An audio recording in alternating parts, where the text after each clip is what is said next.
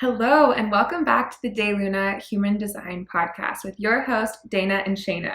We are so grateful to be here recording today, just us two.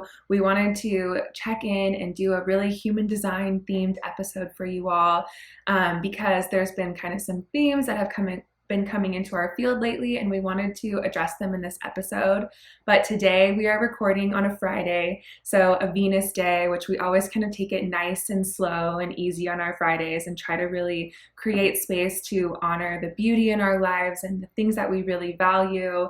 We're just here. I'm sipping on some tea and have my crystals out, and I'm super excited to be able to dive into this convo with you all. Yes, it feels so good to be back. And we've been recording a lot of podcasts lately on other people's podcasts, and it feels really good to get to just come and talk on here. And honestly, it feels like we are connecting with you when we're in this space. So it just feels really good. And we are in Mercury shadow right now, and we're feeling it. I'm sure I've heard a lot of people are feeling it. And for me, I was born in Mercury retrograde. So when it's actually retrograde, it feels really good for me. And now that I know that, I used to be kind of thinking like what's going to happen. Nothing's really happening. I actually feel pretty good. And anyways, but the shadow is always a little bit struggle bus.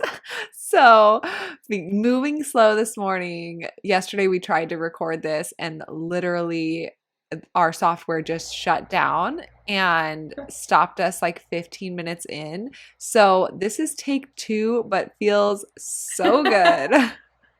Yeah, no, it's true. And also we just had the eclipse last week, and it's so interesting. I really feel like when an eclipse happens, my body really, really, really responds. Like especially my moon cycle, in the menstruation part of my cycle, it always aligns when there's an eclipse. And my body is telling me like, take it slow, rest, go inside and just be gentle with yourself, be easy with yourself. So my body almost like forces me to align with kind of this time for pause, this time for reflection, this time to slow down a bit. And it's so funny how all of the different things in our life can be like, you try to push past your body telling you to rest and you do it anyways, but then your technology shuts down. It's like, oh, here's another message that I'm really meant to listen to. It's kind of like all different aspects of your life are trying to communicate to you, your own body, your own technology. And I swear technology is like that. Like it has a mind of its own, a consciousness of its own, and we really have to treat it like that. Like we have to give it respect and kindness and patience, and also just kind of go with the flow of what technology is wanting to kind of express through us or communicate through us. I really genuinely believe that. Me too. I'd always take it as a sign like, oh, Wi-Fi is not working, not meant to be. And just kind of, but I mean, honestly, we really set ourselves up to have a work-life environment that is supportive of our strategy and authority, and is supportive of listening to our bodies. I mean, our plan this morning, even as an example, was to record first thing in the morning, so that way we have the full day to do whatever we want. And I last night just felt I need to not set an alarm, and I need to just rest and be easy on myself. And it just felt so good to do that. And you were talking about on someone else's podcast this week about those little moments, how that feels like success, that self-theme of success as a projector of getting to choose and getting to give yourself that permission to rest and go easy on yourself. So it just feels, even though there's nothing externally that's screaming success, success, internally, I just feel like I had a successful day already, even though I literally haven't done shit today. Except for drink some cacao and like do my tapping and meditating outside. Like I fed my dogs, and I was pretty like, damn, okay, if I did nothing else today, I fed my dogs, I meditated, doing pretty good. Yeah. That spaciousness is really something to celebrate. And I think it's so important because as you grow and evolve, I think we've just really been taught in our conditioning to take things for granted. And, something new and exciting, we have this spaciousness in our life, but then we just kind of get used to it. And we stop celebrating those moments where we get to just go outside and drink cacao and stand in the sun and listen to the birds. Like those moments seem like they should be, I put in quotes, like your birthright, and they are. But creating that space in your life to actually have that is something that we need to celebrate. Like that is, in my opinion, success. Yes. So it really is like the frame in which you're looking at something, the lens in which you're looking at something, and seeing that freedom to be like, you know what, I feel like sleeping in today. Like seeing that as a huge celebration in your life. I think that that's important because so many people are just used to being on someone else's schedule all the time and not being able to create that freedom and spaciousness in your life. Like it really is such a privilege and such a special thing. Yeah. And we have had such productive weeks and days, especially the last few months where we have just been doing so many different things, and every single day feels really full. But at the same time, I feel like we've really worked in at the start of our week and the end of our week, this just time for either productivity if we want that, or not at all. And like literally feeling in your body that tightness. I mean, I felt that last night when I texted you in my body, this tightness of I should wake up early and like just get it done with and just like, start the day off early, and feeling that in my body, recognizing what that feels like energetically, and then choosing to release it. And then even, today when I slept in and woke up and feeling that guilt wanting to creep in of I could do this, I could do that, and choosing to really release that energetic tightness and hold myself accountable to the things that we teach and talk about and preach, like really practicing it in our day-to-day life, I think it's just so important to me, but it's actually doing it, right? So I know that this is, wow, 7 minutes talking about our morning, but sleeping in. It's all those small moments. And I know we've said that a lot, but it really is. Those are the things that, that change your life. So anyways, I'm feeling like things are getting faster and faster and faster with this new paradigm approaching, with more people finding human design, with more people learning about their design and communicating about their design or human design in general. I feel like we are just all speeding up as a collective. And I'm just kind of writing it like, okay, we're going light speed as a society, and we don't know where we're going, but we're going there fast. So it feels, it can feel overwhelming, but on the other side, it can feel, when you surrender to it, just like, okay, take the wheel and we're here. Yeah. It's so funny. I was listening to this Terrence McKenna like audio tape the other day, and he was talking about how in 1 year, more stuff is happening than what used to happen in 10,000 years on planet Earth. Like more evolution, more change. So we truly are like speeding up on this, record speed of just changing and evolving. And sometimes it can feel a bit like in that go, go, go and expansion and evolution, like, is there still time for me to just sit back and enjoy my life and sit back and enjoy the sunshine and my animals, like those simple pleasures? And I think that making time and space for that and not getting like caught up in the momentum, but creating these moments of stillness, of infinite pause within that expansion, I think just feels really good and grounding. Yeah, I agree. Mm-hmm. Okay, so this topic we wanted to talk about because we've been having a lot of conversations with many different people and people who know a lot about human design even. And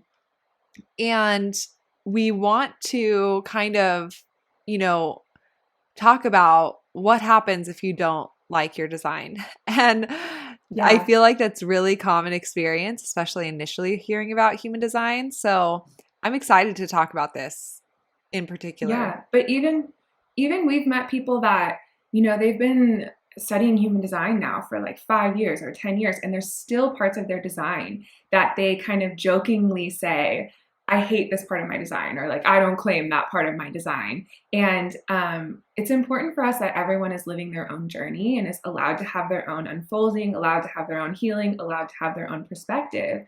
But we have also found in our own experience that if there is a part of your design that is difficult for you to embrace and you still feel like is a part of your design that's bad or unfavorable or that you wish you didn't have, we think that that is a beautiful opportunity for you to kind of dive in there and further your deconditioning journey, further your healing process, right? So it actually can be a beautiful signpost if you have something in your design that you still kind of feel, even on a more unconscious level, you feel like, geez, I wish I didn't have this. I wish I wasn't a projector. I wish I didn't have this channel.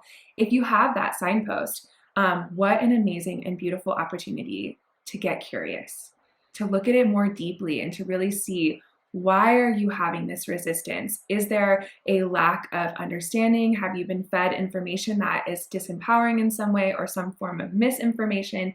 And what is the journey that we can all go on to start really embracing every aspect of our design? And why is that important? So that's what we want to talk about in this episode. It's really important to us to teach human design in a way that is empowering and is liberating, where you can understand the lowest expression and the highest expression and everything in human design. It has a low expression, a high expression, but also has an inward expression, how you work with it within yourself, and an outward expression, how you give this gift out into the world and to the people around you.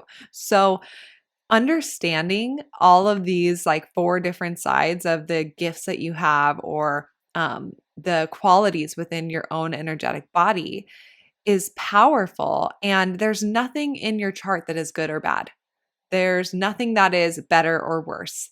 It all just is. And we were designed to be empathetic and to condition each other. So the places where you have openness, you were designed to have openness in that way and to gather wisdom and to gather, yes, sometimes conditioning, and to have that be a part of your journey. So that way you can better use the gifts that you have consistently. And also with the gifts that you have consistently, you were designed to navigate the lowest expression to the highest expression at times.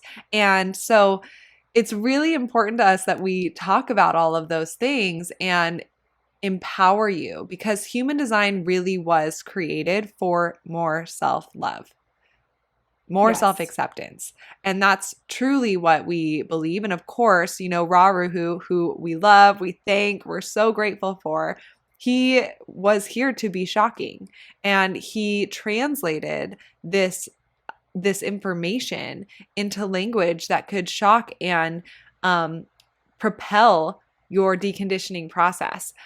So there's a lot of things that I think are online, or that you might read, or you might learn even from like an older human design, very technical guide, if you will. And it can be limiting when we hold on to an outside authority and outside languaging that maybe is a little bit not the most helpful in embodying our highest expression. So there's a lot of different nuances within this human design world, and we are not saying one is better or worse. We are really open and excited to learn from the many different people, the many different designs that the people have, transmitting, translating, communicating, sharing, teaching this system. But we do want to really say there's nothing in your chart that is bad or good. It all just is to help you experience your highest expression and use your gifts, live your life purpose in this lifetime. Yeah, and I think when we have a very powerful tool, a very sharp tool, that tool it can do so much, right? For good or for bad. So it's really, really important that we have a pure intention behind these very sharp tools. Think about a very sharp knife, right? It can cut through anything. What an amazing tool. Or if you're holding it wrong, you have the wrong intention, you can hurt yourself with it. And I think that any tool, any modality, any system, it's so important that you are coming with the most helpful intention. And so for us with human design, really that core intention is self-love. It's self-acceptance. And when you have true self-love, you are then able to extend that love and acceptance out to other people. So for us, that is always the most powerful intention behind human design is how can I use this as a tool to understand myself, to accept myself, to love myself so that I can show up in the greatest service, in the greatest heart-centered, love-centered service to others.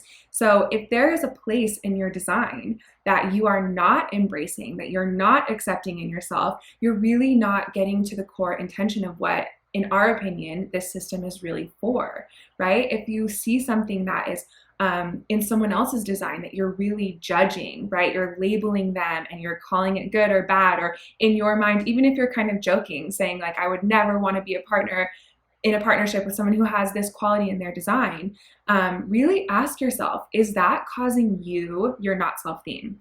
Right? Are you feeling frustration or bitterness or anger when you're saying that thing?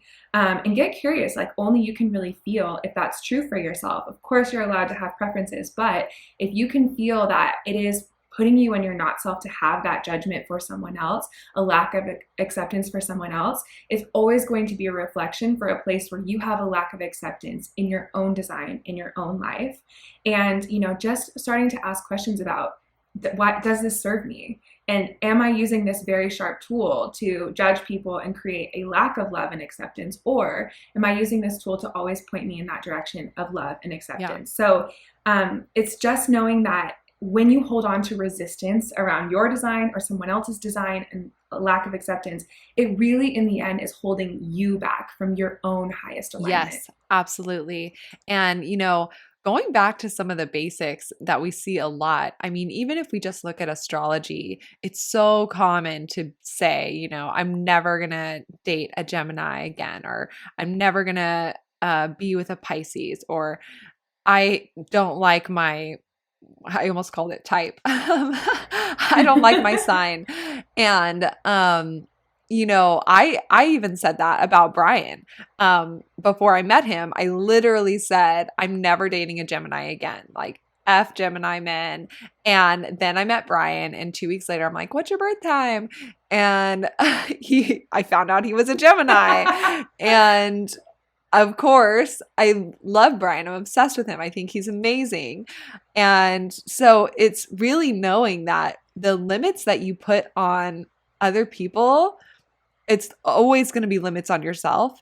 And so I do want to say, with human design, a lot of the times we see projectors finding out they're projectors and feeling that bitterness of, I don't want to have to wait for the invitation.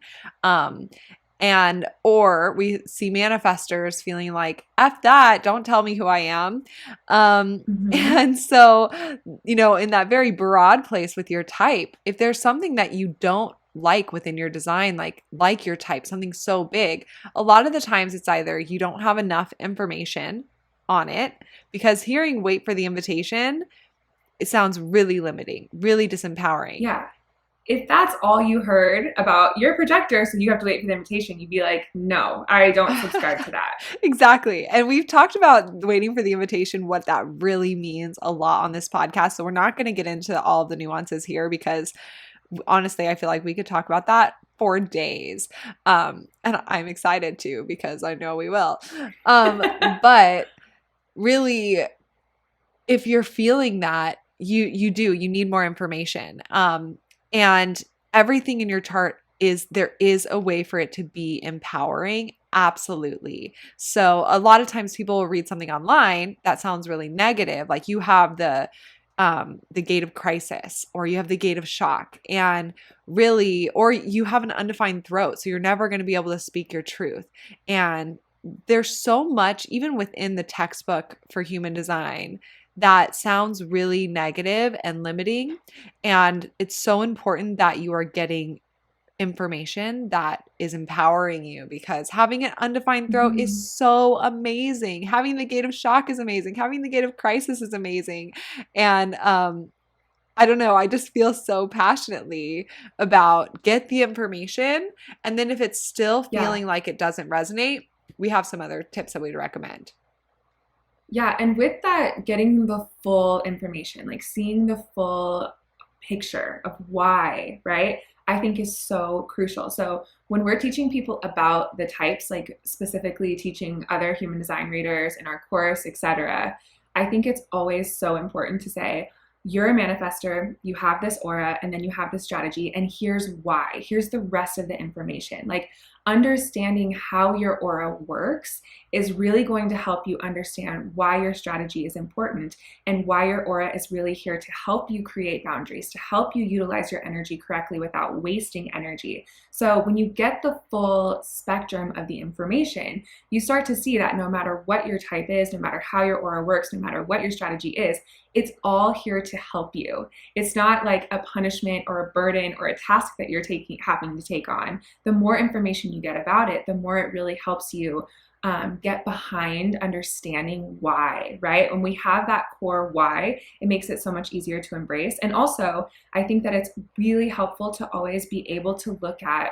why your soul chose your design. So there is nothing in your design that is random. Your design didn't happen to you, right? Your soul, your highest self, spirit energy, whatever you really connect with, chose your design for you to gift you the help that you need to live out the experience that you're here to live. So there is nothing in your design that is by mistake. There's nothing in your design that's a flaw. It is all perfectly designed to help you live exactly as you're meant to. You know, for example, if you're a projector, but you have this mission to, create a product and be a creator, your soul chose to be a projector with this limited amount of consistent energy, even in creating this thing for a reason, because it really is going to help you live out that thing. So, in order to really connect with the fact that you have this perfect design, your soul chose every single piece of it because it thought it was the best possible experience for you to really help you live out your truth. To connect with that, we really like to encourage people to just do a meditation where you sit in silence and you feel through the portal of your G center, through your physical heart space, feel your higher self, feel your soul, feel the universe, source energy, and feel that entity or spirit or consciousness choosing your path, choosing your design, and loving every single piece of it, and really seeing every single part of your design as a gift. And the more that you can kind of feel that frequency of creating your design with love and excitement for what you can create having that design, the more you connect with that, I think, on an energetic level, the easier it is to ground that down into your human experience and kind of train your mind to sit back a little bit in that surrender and trust and even gratitude for the fact that you have the design that you have. Yes. And um, really knowing that another thing, if you're feeling like you don't connect with your design or you don't like something in your design, is knowing that you might not have the whole picture of your design and understanding your design. Someone might look at your chart and say, oh, you're like this, or this is, whatever, this is your tendency. And you might feel instantly you're not self, or you might feel like, no, that doesn't quite sit right. And that's because maybe you have other parts of your design that are not being taken into account. So everything in your design comes together to create your energy. You're not just a projector and that's all you need to know. So I'm not saying that you have to understand every single aspect of your design to love your full self. When you are feeling that not self or that resistance to your design, the only thing that you need to do is lean into your strategy and authority and really get clear on what that means, what that feels like in your body. Use your authority every single day with small things, with medium things. And the more that you start practicing that, the more everything else that you learn in your design is going to be fine-tuned, if you will, where maybe it sits right, maybe it doesn't, and you're going to fine-tune and kind of figure out, oh, actually, this is how it feels in my body and how it presents in my life.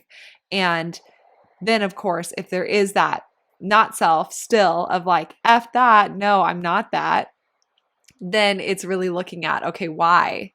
Why do you feel that? Do you have conditioning that's maybe telling you that that's bad or that that's good? Or do you maybe have stories telling you that you've always been this person or you've always done it this way?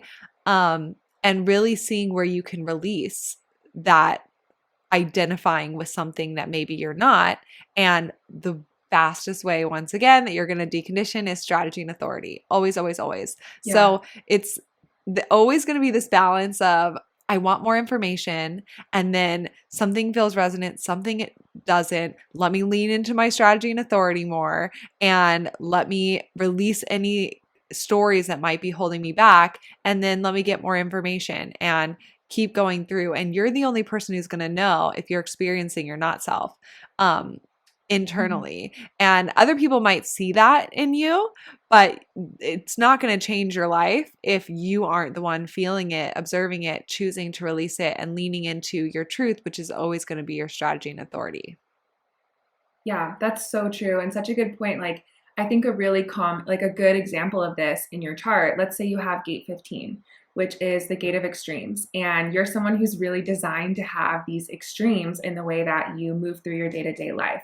For example, you might be just kind of in the flow of waking up super, super early for a month, and then the next month you're wanting to really sleep in. Or my husband has this gate, for example, and he'll be really, really, really into this super hardcore workout, and then he'll just be totally over it and not work out at all.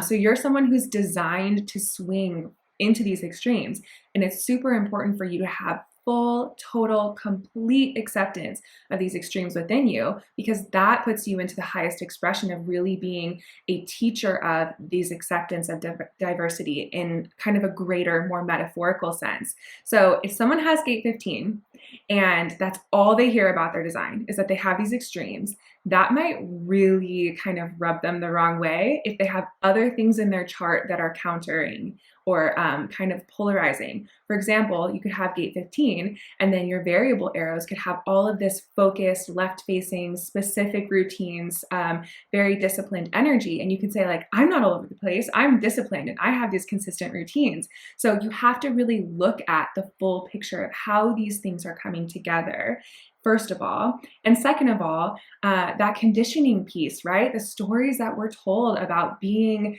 all over the place and not being consistent. We are so deeply taught to believe that being consistent and being disciplined is the only way to be successful. So there's so many different things to check in with. I love what you said, Shayna, about it being kind of like a journey, different places that you can check in with, different places you can come back to. And as far as this conditioning piece and the stories that we tell ourselves, I think it's hilarious because these stories don't care. They play both sides of the fence. So for example, with having like a defined mind or an undefined mind, like Shane and I, for example, I have a defined mind and she has an undefined mind. There can be a story either way about which one is better or worse. You know, you could hear people say about my design, like, oh, you have a closed mind, you're closed-minded, and Shayna's open-minded. So being open-minded is obviously better, right? It's more diplomatic. She can see more perspectives, like people are going to like her more. So I could hold on to that story, that me being closed-minded and Shayna being open-minded, that there is this kind of better or worse energy. And I could compare myself to her and wish that I was open-minded and forgo really developing my own perspective and opinions because I'm trying to be open-minded like Shayna. And that would only add to not self, misalignment, right? Bitterness for me. And the story on the opposite side of the fence can also be true, right? Shayna could really feel like it's better to be consistent about what she believes in and what she sees and what her perspective is, and to really, it's so important and valuable to be sure about how you see something and to be very concrete in what you think about the world or what you think about something, and that it's negative to be always changing your mind. And so either side, there is a story to reinforce this judgment that you can have upon your design because of that conditioning. So it's so important to know that those stories are just coming from different perspectives, and they really are in the end untrue. And it really is totally beautiful and neutral to be either one of these things, right? They're not in comparison. So it's so important to check in and say, which one of those stories have I been subscribing to, if any? And to see how you could play either side of the fence on which is better or worse, because the highest truth is they are both beautiful. And we need both to really have a grounded and full contribution of everyone that's coming together. Yes, I love that example so much because with this divine mind, you're here to be a thought leader and to be honing that perspective. And we're really taught, in our conditioning that being a thought leader is valuable and that you should have a, very consistent perspective. And then on the opposite side, we're really taught that you should be open-minded and take into account every perspective and put yourself in other people's shoes. And that's a really valuable asset or attribute, I should say. So that's such a great example. And, reclaiming, I'm really into reclaiming limiting words and words that maybe have held us down. Like in this example, I would definitely say like, I'm a thought leader, but my thoughts just change all the time. And that's true. That is my truth. And I don't feel any judgment on myself because I completely own that. And, but it could be very tempting to not. So I'm into reclaiming all of that shit. Like I'm into how Lizzo really helped us as a society claim back the word bitch. I'm into that, like I'm 100% that bitch. Me too. And like, I love saying dive in bitches. I love like saying like, oh my gosh, I love you bitches. Like I'm into the word bitch. And I got called out recently. Somebody saying that they really don't like the word bitch is really triggering for them. And I was like, really? I think that it's like, I want to reclaim that. I want to take it back and like make it something that's empowering.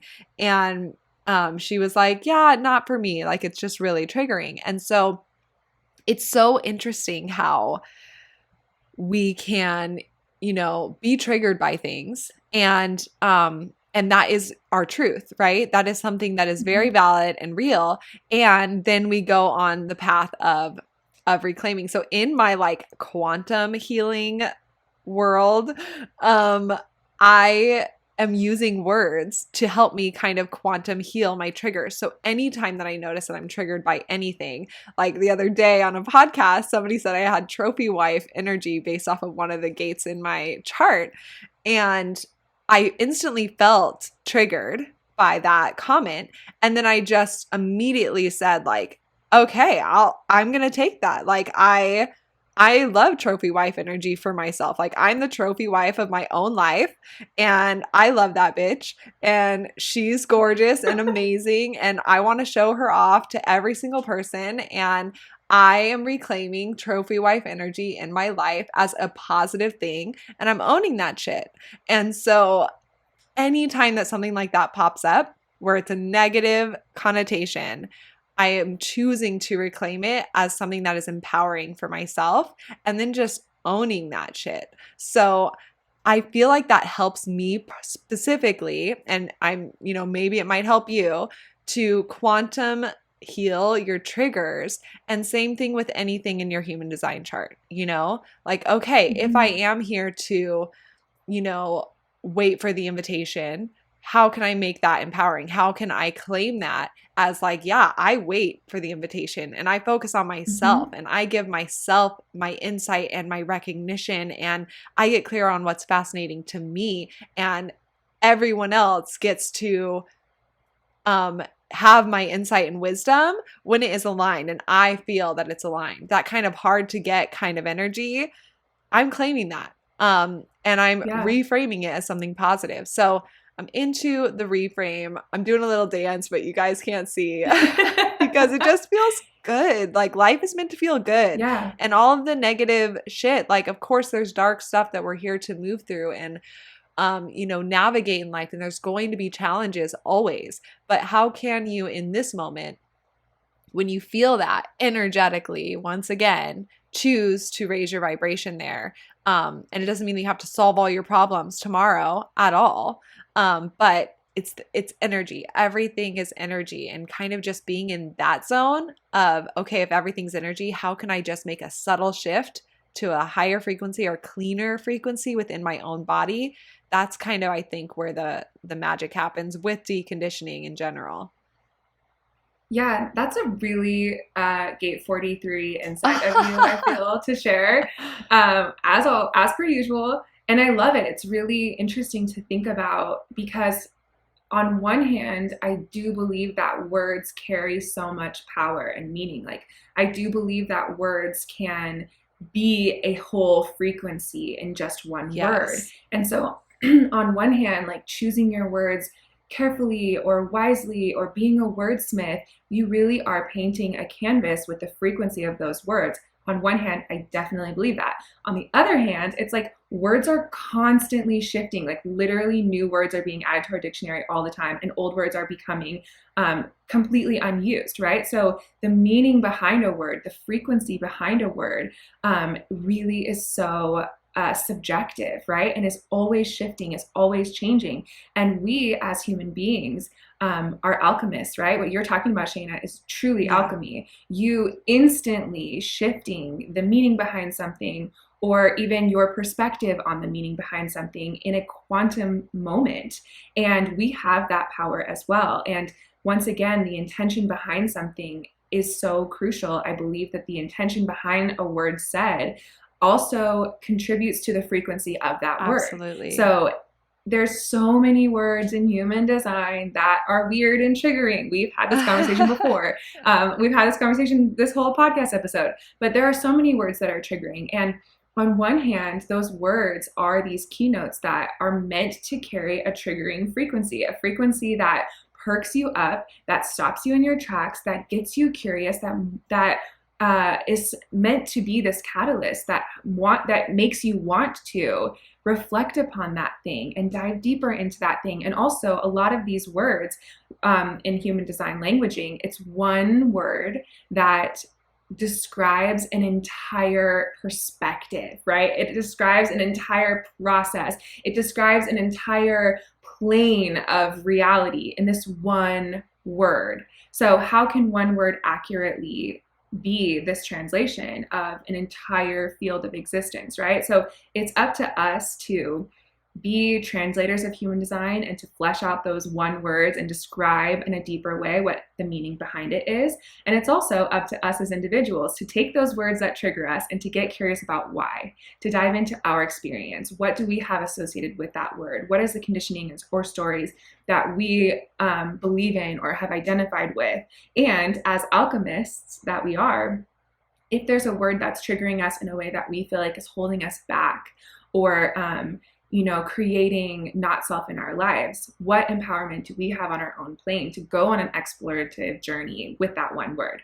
So there's so much there to unpack, and I can see both sides of the meaning that words carry and the frequency that words carry. And with words always shifting and changing, like you said, with new words coming in and old words becoming completely unacceptable to society or because of the intention behind words.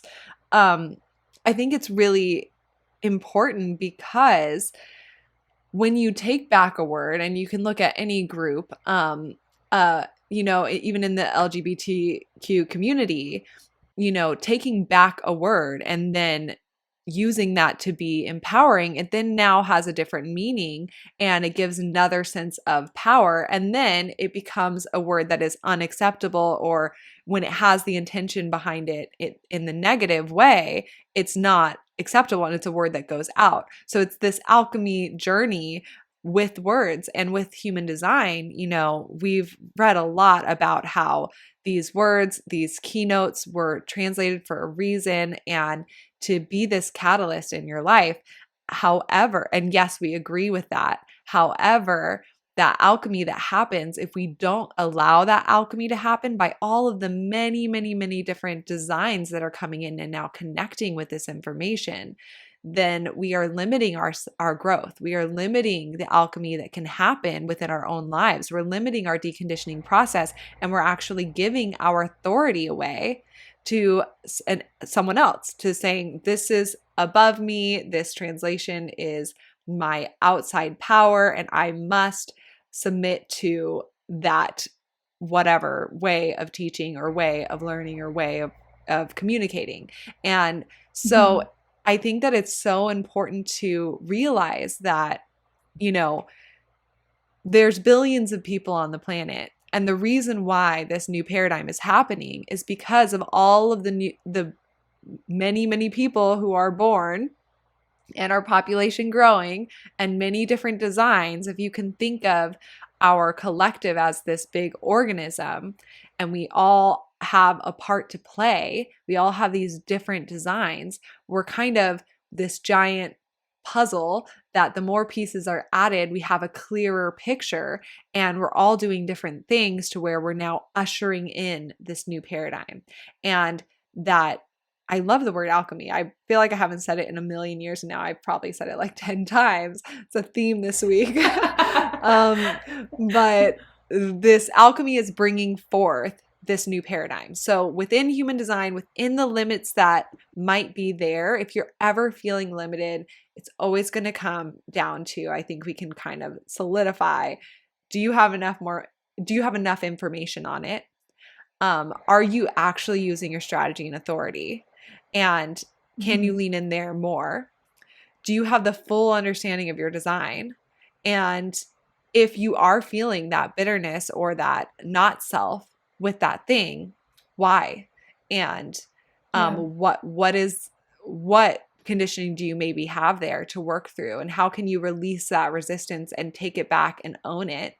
And connecting with your highest self to really get clear on Yeah. why you chose this, and owning yourself. That theme of owning yourself, I think, is just so important. It is becoming your own authority, but this is part of it, of like owning the fact that you chose your design and sitting in that ownership of self, and like loving the fact that you own yourself.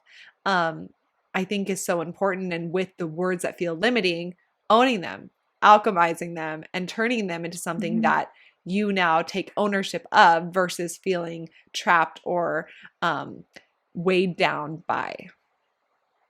Yeah, and for sure, seeing why my soul chose different aspects of my design that have been maybe more challenging for me has just been so transformational. Like to really practice feeling like this is why I have this from the highest perspective. It's such a beautiful journey to go on. And so we really want to leave you with this invitation to take out your own chart and to look at it, because I know that all of us on this journey don't do that enough. We are looking at everyone else's charts. We want to know the new people in our life. We want to know what their design is. If one of our friends is dating a new guy, we want to know their design. Like that's often where we get excited. But I encourage you and I invite you to take out your own chart and to really look at it and to say, is there anything in here that I'm seeing that I do have this resistance to still? Is there anything in my chart that I wish I could change? And look at those things, right? Go through these different perspective shifts, ways that you can look at it in a new way, and allow yourself to explore in that journey.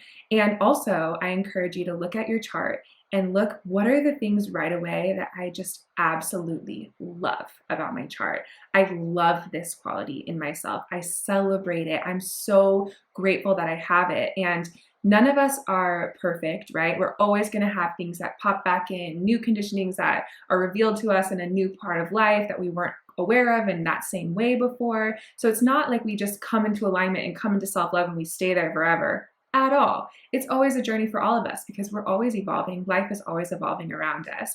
So it is something to come back home to. You know, in this moment right now, is there anything in my chart that I want to kind of work on accepting more deeply, embracing more deeply? And in this moment right now, how can I celebrate myself as much as I can?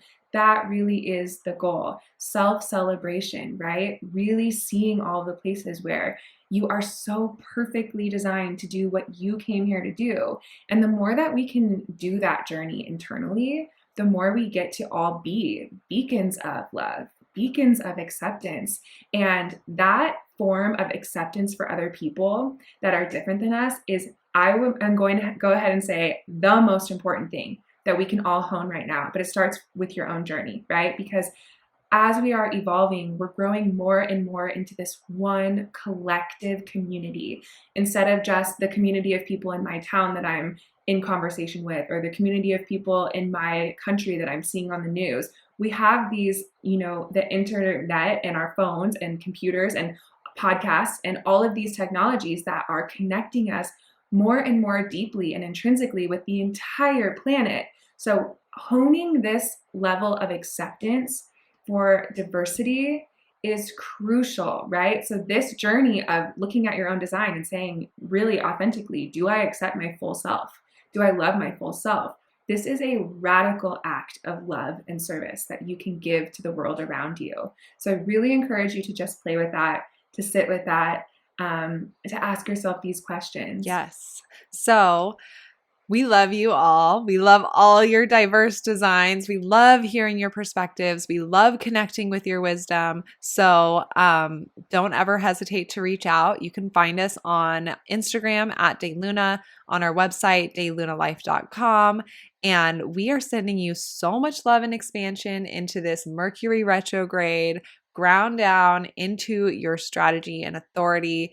Really tap into your body, cut yourself some major slack, and just be the creative, divine vessel that you are, because that is what we're all needing. Take up that space. It's time. I'm excited.